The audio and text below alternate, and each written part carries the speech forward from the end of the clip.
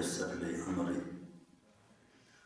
واحلل عقدة من لساني يفقهوا قولي اللهم رب زدني علما. الحمد لله رب العالمين والعاقبة للمتقين والصلاة والسلام على أشرف الأنبياء والمرسلين وعلى آله وأصحابه أجمعين. أما بعد فأعوذ بالله من الشيطان الرجيم. بسم الله الرحمن الرحيم. أفتؤمنون ببعض الكتاب وتكفرون ببعض. وفي مقام آخر أرأيت من اتخذ إلهه هواه. آمنت بالله صدق الله مولانا العظيم وبلغنا رسوله النبي الكريم الأمين الرؤوف الرحيم.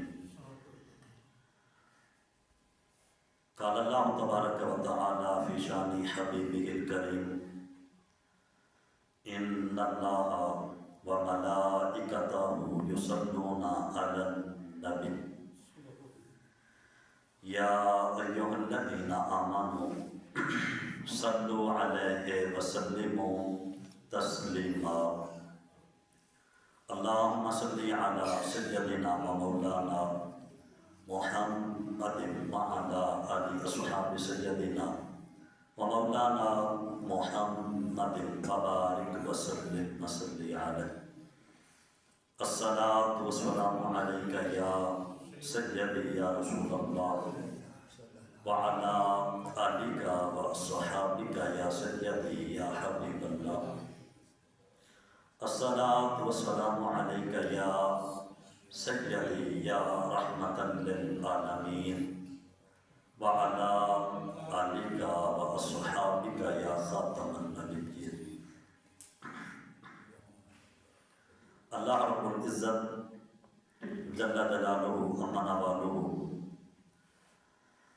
اعظم شانہ اتم برہانہ خالق کل مالک کل حقیقی پالنہار ارحم الراحمین رب کی لاکھوں کروڑوں حمد و سلام.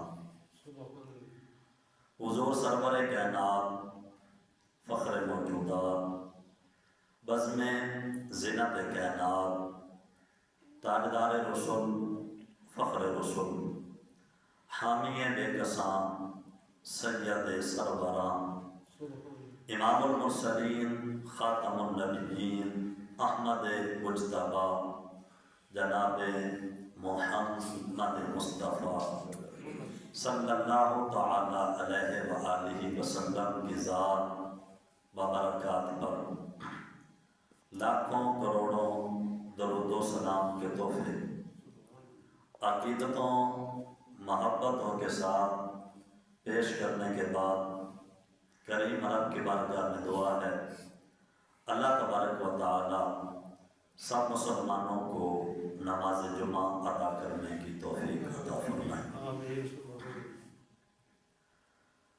خالق لم یزل سب مسلمانوں کو اپنے گھر میں حاضر ہونے کی توفیق عطا فرمائے. امام الانبیاء نبی پاک صلی اللہ تعالی علیہ وآلہ وسلم کا فرمان ہے. فرمایا کہ میری ذات پر درود پڑھا کرو یہ پل صراط پر تمہارے لیے نور بنے گا.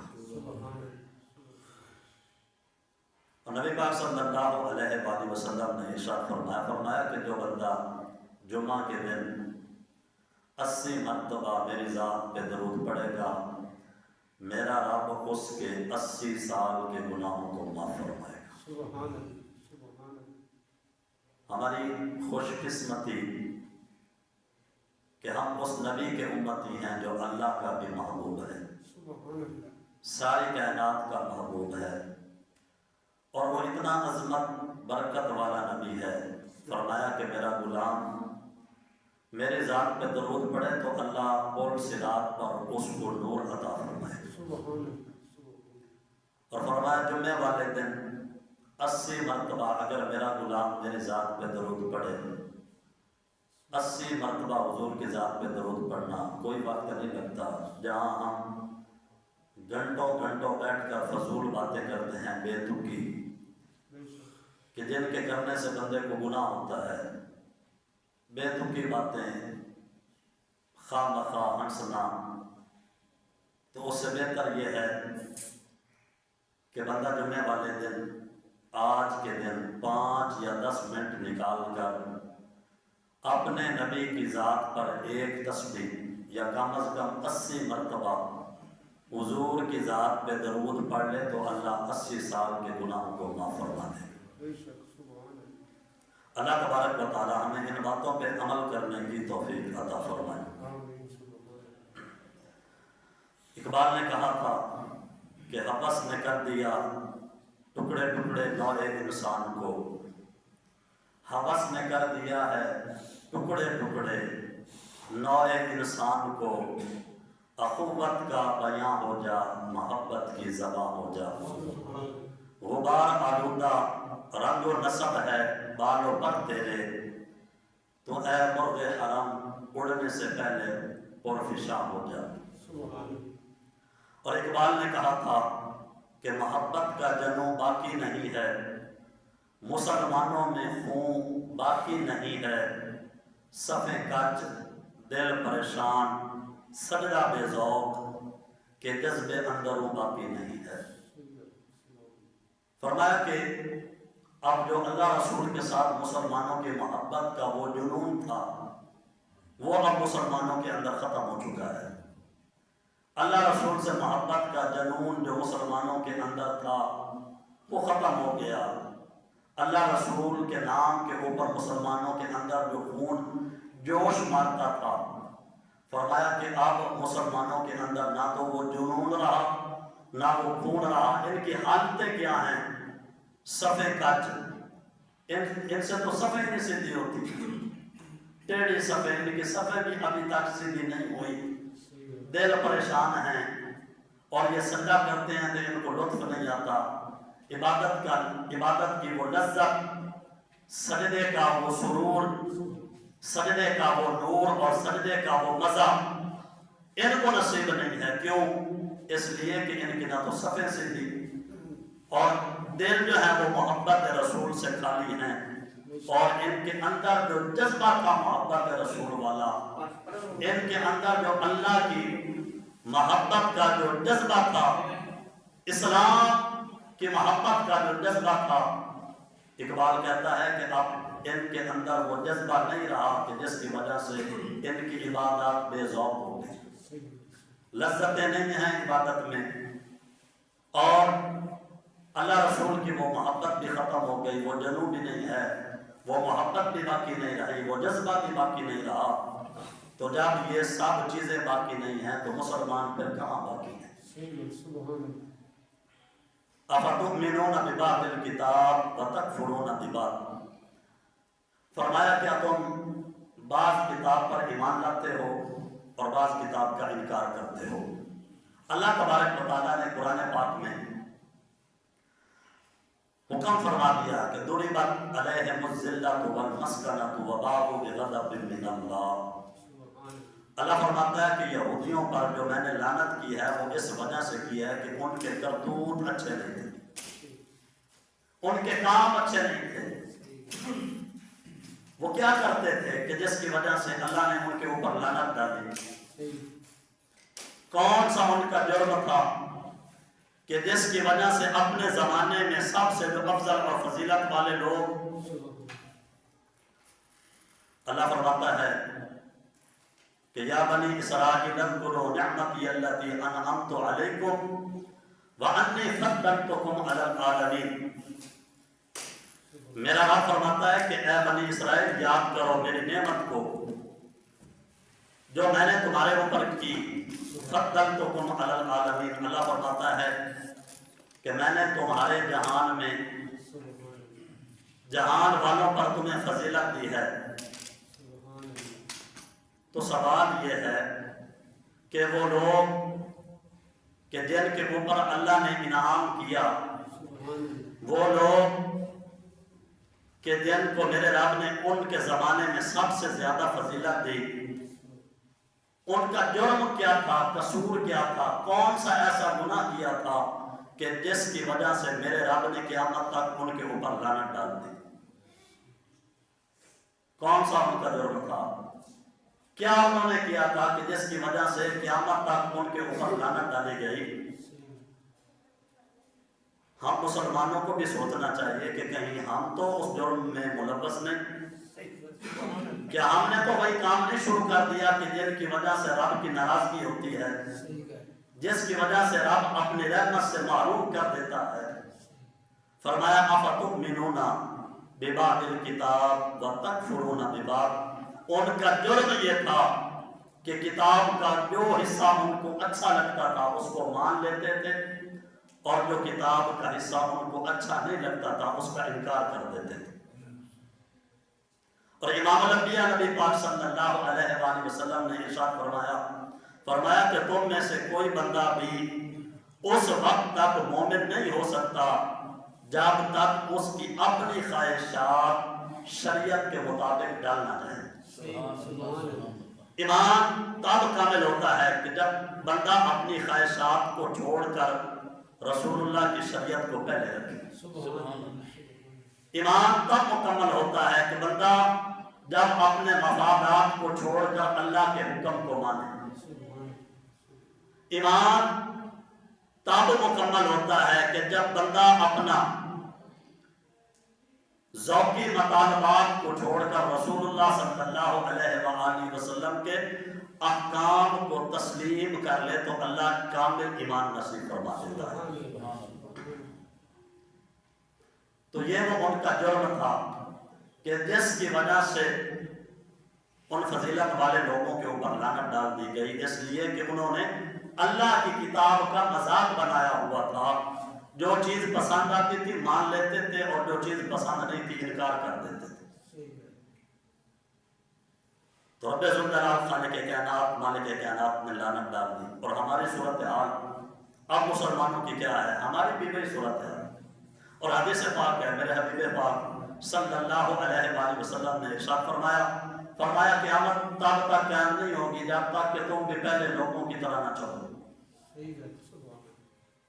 تم ان کے پیچھے چلو گے، انہیں کا طریقہ اپنا لو گے، تو حضور نبی پاک صلی اللہ علیہ وآلہ وسلم کے اصحاب، وہ مقدس ہستیاں، کامل ایمان والے، کامل جذبے اور جنون والے، کامل محبت والے وہ لوگ، اسلام کے نام پر سب کچھ قربان کرنے والے وہ لوگ، انہوں نے جب رحمت عالم صلی اللہ علیہ وآلہ وسلم کا یہ فرمان سنا کہ ہم مسلمان تو یہود سے اتنی نفرت کرتے ہیں، حضور کیا مسلمان لوگ کلمہ پڑھنے والے یہودیوں کے طریقے پہ چلیں گے؟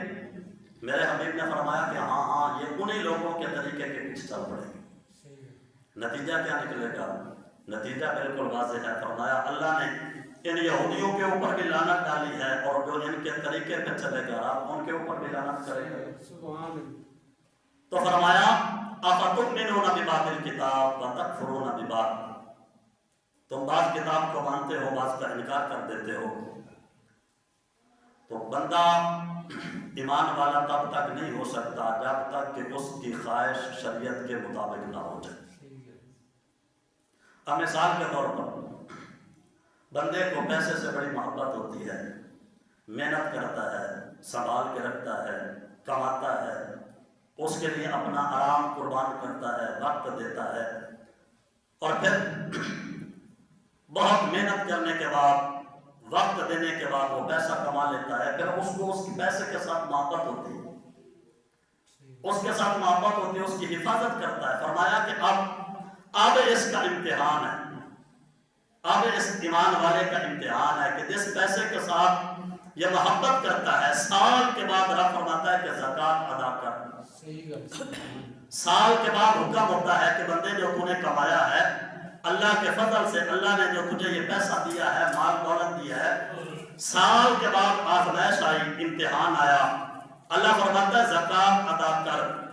اب جس محبت کے ساتھ اس نے پیسہ جمع کیا تھا، اگر اسی محبت کے ساتھ زکات ادا کر دے تو اس کو مبارک ہو کہ اس کا ایمان کامل ہے۔ جتنی محبت پیسے کے ساتھ کی اس کو سنبھالا، اتنی ہی محبت کے ساتھ جتنی زکات بنتی تھی محبت کے ساتھ خوشی خوشی ادا کر دی، تو یہ امتحان میں کامیاب ہوا، اس کو مبارک ہو کہ اس کا ایمان کامل ہے۔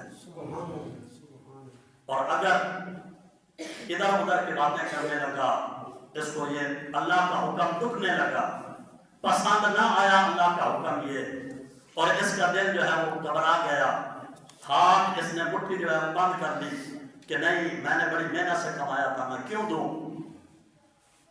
تو فرمایا کہ افتؤمنون ببعض الکتاب وتکفرون ببعض، تو بھی اللہ کا کسی حکم کے اوپر عمل تو کرتا ہے لیکن کسی کا انکار کرتا ہے۔ تیرا یہ امتحان تھا۔ اسی طرح بندے کو نیند کے ساتھ بڑی محبت ہوتی ہے، اور طبیعت کے لیے، انسان کے جسم کے لیے سونا ضروری ہے، اس کو بڑی محبت ہوتی ہے۔ نیند کے ساتھ بندے کو بڑی محبت ہوتی ہے، آرام کے ساتھ محبت ہوتی ہے۔ فرمایا کہ یہ سویا رہا، اب پھر نماز کا وقت ہو گیا، اب اس بندے کا امتحان ہے، جس نے کلمہ پڑھا نا اس کا امتحان ہے۔ اب ایک طرف اس کی خواہش ہے اور ایک طرف اللہ رسول کا حکم ہے۔ اس کی خواہش یہ ہے کہ یہ آرام کرے، سویا رہے۔ اب اللہ رسول کا حکم یہ ہے کہ جب اذان آ گئی، بندے اب آرام نہیں کرنا بلکہ اٹھ کے رب کی بارگاہ میں تو نے سر جھکانا ہے۔ تو فرمایا اب اس بندے کا امتحان ہے کہ جتنی محبت اس کو اپنی نیند کے ساتھ ہے، سونے کے ساتھ ہے، نماز کے وقت اسی محبت کے ساتھ اٹھ کر یہ اللہ کی بارگاہ میں آ جائے تو اس کو مبارک ہو، اس کا ایمان کامل ہے۔ اور اگر یہ نماز اور اذان کو سن کر یہ ادھر ادھر کی باتیں کر لے، کان بند کر لے، بستر جو ہے وہ اوپر کر لے، ابھی چارپائی سویا ہوا تھا، بستر سے منہ باہر تھا، ہوا منہ لے رہا تھا کہ ادھر اذان کی آواز آئی تو بستر کے اندر منہ کر دیا، تو مطلب کیا ہے؟ مطلب یہ ہے کہ اس کی خواہشات جو ہے ایمان سے جیت گئی، خواہش جو ہے وہ تکڑی ہے، ایمان کمزور ہے۔ اور ہم مسلمانوں کی صورتحال کیا ہے؟ ہمارا جسم بڑا مضبوط ہے، طاقتور ہے۔ وہ کیسے؟ اتنا مضبوط اور اتنا طاقتور ہے ہمارا جسم، 8 گھنٹے 10 گھنٹے 12 گھنٹے دھوپ پہ کھڑے ہو کر، چھاؤں پہ کھڑے ہو کر، مشقت اور تکلیف میں کھڑے ہو کر 8 10 12 گھنٹے ہم کام کر لیتے ہیں، لیکن روح اور ایمان اتنا کمزور ہے کہ 5 منٹ کھڑے ہو کے نماز نہیں پڑھ سکتے۔ جسم بڑا مضبوط ہے، طاقتور ہے ہمارا، 8 گھنٹے 10 گھنٹے 12 گھنٹے کام کریں گے، لیکن روح اور ایمان اتنا کمزور ہے کہ 5 منٹ کھڑے ہو کر یا بیٹھ کر نماز نہیں پڑھ سکتے۔ وجہ کیا ہے؟ وجہ یہ ہے کہ خواہشات جیت گئی ہیں، ایمان کمزور ہے۔ خواہشات جیتی ہوئی ہیں، ایمان کمزور ہے۔ اب ایک بندہ ہے، وہ کہتا ہے جی میں حرام چیز نہیں کھاتا، مثال کے طور پہ خنزیر نہیں کھاتا، کتے کا گوشت نہیں کھاتا، اور وہی بندہ شراب پیتا ہے، وہی بندہ جو ہے وہ سود بھی کھا رہا ہے، وہی بندہ جو ہے وہ رشوت بھی لے رہا ہے، وہی بندہ جو ہے وہ ظلم و ستم بھی کر رہا ہے۔ اب وہ جو سود یا یہ حرام چیز نہیں کھا رہا، وہ اس لیے نہیں کھا رہا کہ اللہ نے حرام کیا ہے۔ اگر اللہ کے حرام ہونے کی وجہ سے ان کو چھوڑتا تو پھر وہ شراب کو بھی چھوڑ دیتا، اللہ کے حرام ہونے کی وجہ کو چھوڑتا تو سود کو بھی چھوڑ دیتا، اللہ کے حرام ہونے کی وجہ سے ان چیزوں کو چھوڑتا تو رشوت کو بھی چھوڑ دیتا۔ اس نے جو ان کو چھوڑا ہے اللہ کے حکم کی وجہ سے نہیں، بلکہ اس کی طبیعت پسند نہیں کرتی، اس کی خواہش نہیں ہے، طبیعت پسند نہیں کرتی، اس وجہ سے ان چیزوں کو چھوڑ دیا ہے۔ اور ادھر اس کی خواہش ہے، شراب بھی پی لیتا ہے، حالانکہ جس رب نے خنزیر حرام کیا ہے اسی رب نے شراب کو بھی حرام کیا ہے، جس رب نے مردار کو حرام کیا ہے اسی رب نے رشوت اور سود کو بھی حرام کہا ہے۔ اگر رب کی مانی ہوتی تو ساری چیزوں کو چھوڑ دیتا، تو پتہ یہ چلا کہ رب کی نہیں مان رہا، اپنی خواہشات کی مان رہا ہے۔ اور ہماری عبادت کا بھی یہی حال ہے، عبادات کا بھی ہمارا یہی حال ہے۔ میں آپ کو منع نہیں کر رہا کہ یہ مستحب کام جو ہے آپ چھوڑ دیں، لیکن میں بتا رہا ہوں کہ ہماری حالت کیا کہاں پہ کھڑی ہے، ہم اس وقت کہاں پہ کھڑے ہیں۔ اللہ فرماتا ہے رأیتا من اتخذ الہہ ہواہ، فرمایا حبیبہ آپ نے اس بندے کو نہیں دیکھا کہ جس نے رب کو چھوڑ کر اپنی خواہش کو خدا بنا لیا۔ یہ قرآن کے لفظ ہے، ارأیت من اتخذ الہہ ہواہ، فرمایا کہ میرے حبیب آپ اس بندے کی طرف نہیں دیکھ رہے کہ جس نے اللہ کو تو چھوڑ دیا ہے لیکن اپنی خواہش کو خدا بنا کے بیٹھا ہے، جو اس کا دل کرتا ہے کر لیتا ہے لیکن میرے حکم کی پرواہ نہیں کرتا۔ جہاں اس کو سکون ملتا ہے خواہش لے کے جاتی ہے، جہاں اس کی طبیعت چاہتی ہے وہ کام کر لیتا ہے، اور جو اس کی طبیعت کے مطابق نہیں ہوتا حالانکہ میرا حکم ہوتا ہے چھوڑ دیتا ہے۔ فرمایا کہ اس نے رب کو چھوڑ کے اپنے نفس کو خدا بنا دیا ہے۔ اور رسول پاک صلی اللہ تعالی علیہ وآلہ وسلم نے ارشاد فرمایا کہ آسمان کے سائے کے نیچے پوجے جانے والوں میں سے سب سے ناپسند چیز جو اللہ کو ہے وہ اپنی خواہشات کے اوپر عمل کرنا ہے۔ ایک طرف اللہ کا حکم ہو اور ایک طرف بندے کی خواہش ہے، اللہ کے حکم کو چھوڑ دیا جائے، اس کی پرواہ نہ کی جائے اور اپنی خواہش کے مطابق چلا جائے، تو فرمایا کہ ایسا بندہ یہ بڑا ظالم ہے کہ رب کو چھوڑ کر خواہش کو خدا بنا کے بیٹھا۔ ایک طرف وہ چیزیں ہیں کہ جو ہے مستحب، کہ ان کے کر لینے سے ثواب ہے، نہ کرو گے تو کوئی مسئلہ نہیں ہے۔ ایک طرف وہ چیزیں ہیں جو فرض عین ہیں، ہم مستحبات کی طرف جاتے ہیں لیکن فرض عین کی طرف ہمیں پرواہ نہیں ہے۔ اور وہ مستحبات کام کرتے کیوں ہیں؟ اس لیے کہ اس میں ہماری خواہش ہوتی ہے، ہماری خواہش ہوتی ہے، ہماری بابا ہوتی ہے کہ میں یہ کام کروں گا تو لوگ آئیں گے دیکھیں گے اور میری بلے بلے ہوگی، کہیں گے کہ فلاں بندہ جو ہے وہ کیا اس کی بات ہے، کیا کام کرتا ہے، کیا کیا جو ہے وہ خیرات کر رہا ہے، خدمتیں کر رہا ہے، فلاں کر رہا ہے۔ اس میں اللہ کا حکم نہیں پورا کیا جا رہا بلکہ اپنے خواہش کی اتباع کی جا رہی ہے۔ اگر رب کے حکم کو پورا کیا جاتا تو جس رب نے 5 نمازیں فرض کی ہیں تو پھر نمازوں کو کیوں نہ پڑھا جاتا؟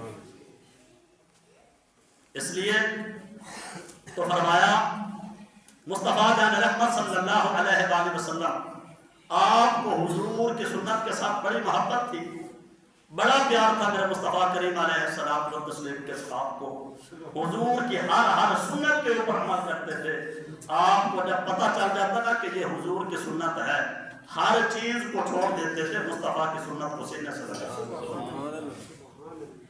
لیکن ہماری صورتحال کیا ہے؟ ہم اسی سنت کو پسند کرتے ہیں جو ہماری خواہش کے مطابق ہو، اور جس میں ہماری خواہش نہ ہو تو ہم اس کو چھوڑ دیتے ہیں۔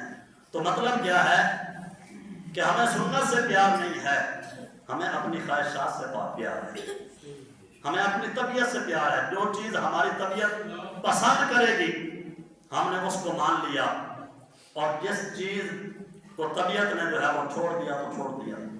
اب دیکھیں نا حضرت شعیب علیہ السلام اللہ کے نبی ہیں، آپ نے جب اپنی قوم کو ناپ تول کی کمی سے روکا تو وہ قوم دشمن بن گئے، قتل کرنے پہ درپے ہو گئے کہ اس کو قتل کرو، اس نے ہمیں ناپ تول کی کمی سے کیوں روکا؟ لیکن جب تک آپ نے نہیں روکا تھا تو لوگ جو ہیں وہ بڑی بابا کرتے تھے، محبت کرتے تھے۔ اب دیکھیں رسول پاک صلی اللہ علیہ وآلہ وسلم، حضور کو ہی دیکھ لیں، 40 سال تک آپ ان کافروں میں رہے، کفار قریش میں رہے، وہ 40 سال تک آپ سے بڑی محبت کرتے تھے، آپ کو صادق بھی کہتے تھے، امین بھی کہتے تھے، بڑی محبت کرتے تھے۔ کوئی بھی مسئلہ ہوتا تھا حضور کی بارگاہ میں آ جاتے تھے. لیکن جب آپ نے فرمایا کہ لا الہ، کہ جن بتوں کی تم پوجا کرتے ہو یہ معبود نہیں ہے الا اللہ، اللہ صرف ایک معبود ہے، تو اب لوگ وہی لوگ جو محبت کرتے تھے دشمن بن گئے. اتنی دشمنی کی یہاں تک کہ آپ کو شہر مکہ سے ہجرت کرنے میں مجبور کر دیا. اتنی دشمنی کی کہ جب آپ بات کرتے تھے تو بات کے بدلے وہ آگے پتھر مارتے تھے. جب تک لوگوں کی خواہش کے مطابق چلو گے تو لوگ ان باتوں کو تسلیم کریں گے، اور جب لوگوں کی خواہش سے بندہ ادھر ادھر ہو جاتا ہے تو پھر لوگ جو ہے وہ چھوڑ دیتے ہیں. اللہ نے جو یہودیوں کے اوپر لعنت کی ہے، یہ کیسی قوم کی؟ قرآن کہتا ہے یا بنی اسرائیل اذکروا نعمتی التی انعمت علیکم وانی فضلتکم علی العالمین. اللہ فرماتا ہے بنی اسرائیل یاد کرو میری نعمت جو تمہارے اوپر کی. اللہ فرماتا ہے فضلتکم علی العالمین، تم ایسی قوم ہو کہ تمہارے زمانے میں تمام زمانے والوں کے اوپر میں نے تمہیں فضیلت دی ہے. وہ قوم کہ جس کو اللہ نے اس کے زمانے میں ان لوگوں پر فضیلت دی ہو، کیا وجہ ہے کہ اس قوم پر اللہ نے قیامت تک لعنت ڈالی؟ اس لیے کہ اس قوم کے کام ایسے تھے کہ جس کی وجہ سے اللہ نے ان کے اوپر لعنت کر دی. جو چیز ان کو پسند آتی تھی مان لیتے تھے، جو پسند نہیں انکار کر دیتے تھے. اپنی خواہشات کو مانا ہوا تھا. فرمایا کہ اللہ کو آسمان کے نیچے سب سے زیادہ ناپسند چیز جو ہے وہ یہ ہے کہ اللہ کے حکم کے سامنے اپنی خواہشات کے اوپر عمل کرنا ہے. یہ رب کو بڑا ناپسند ہے، اللہ کی ناراضگی کا یہ سبب ہے. اس لیے فرمایا کہ تمہارے لیے ضروری ہے. وہ کہا جاتا ہے نا کہ ایک بندہ تھا، ایک مثال بیان کی ہوئی ہے کہ ایک بندہ تھا، وہ رستے پہ جا رہا تھا اپنے دوست احباب کے ساتھ، تو اس کو نا جوتی کا ایک پاؤں جو ہے وہ ملا، ایک جوتا ملا پاؤں کا. تو اس نے نا اس کو اٹھا کر کسی محفوظ جگہ کے اوپر رکھ دیا اور ساتھ والوں کو کہنے لگا کہ یہ ضروری ہے، یعنی ایسا کام کیا کرو، یہ ضروری ہے، ایسا کام کرنا چاہیے، یہ بندے کی فطرت کے لیے ضروری ہے. ابھی تھوڑی دور ہی چلا تھا کہ اسی جوتے کا دوسرا پاؤں بھی اس کو مل گیا، تو اس نے وہ جو نصیحت کی تھی بھول گیا. کہنے لگا کہ دوڑ کے جاؤ اس کو اٹھا کے لاؤ، اب ہمارا مطلب پورا ہو گیا. تو مطلب یہ ہے کہ جب بندے کی خواہشات ہوتی ہے تو بندہ ان چیزوں کو مانتا ہے، کہتا ہے کہ یہ بھی کر لیں، یہ بھی کر لیں، یہ اچھا ہے. لیکن جب خواہشات کے سامنے کوئی چیز آ جاتی ہے، وہ اللہ رسول کا حکم ہو، قرآن کا حکم ہو یا دین کا حکم ہو، تب بندے کا امتحان ہے. اگر وہ اپنی خواہشات کو چھوڑ کر رب رسول کے حکم کو تسلیم کر لے تو اسے مبارک ہو، اس کا ایمان کامل ہے. اور اگر خواہشات جیت جائے تو پھر اس کو سوچنا چاہیے کہ ایمان کتنا کمزور ہے. اور ہمارا مسلمانوں کا حال کیا ہے؟ ہمارا حال یہ ہے کہ ہمیں اللہ تبارک و تعالیٰ کے خوف کے علاوہ ہر چیز کا خوف ہے.